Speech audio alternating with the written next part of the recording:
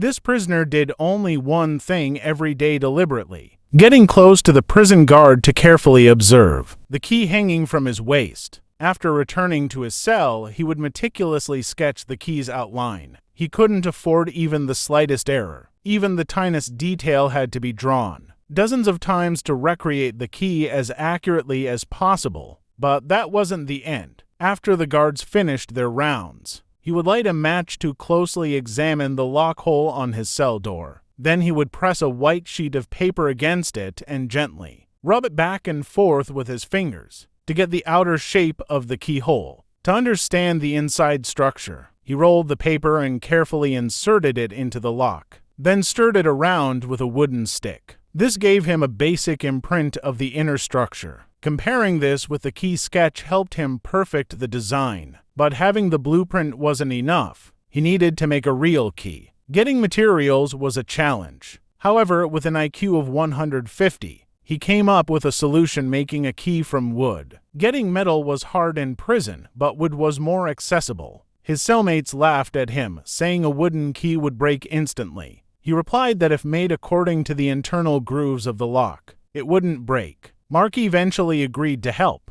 That day, they were scheduled to work in the woodworking shop. Using the sketches, he quickly created a rough model of the key. To avoid being caught, he hid the key inside a water bottle. Then he signaled a cellmate to distract the guard. He covered the bottle's mouth with a towel. When the guard came to inspect, the towel absorbed the moisture and prevented the wooden key from falling out. The guard shook the bottle and, finding nothing unusual, returned it. Now, with the model hidden safely, he just had to carve the fine details using a file and glue the parts together.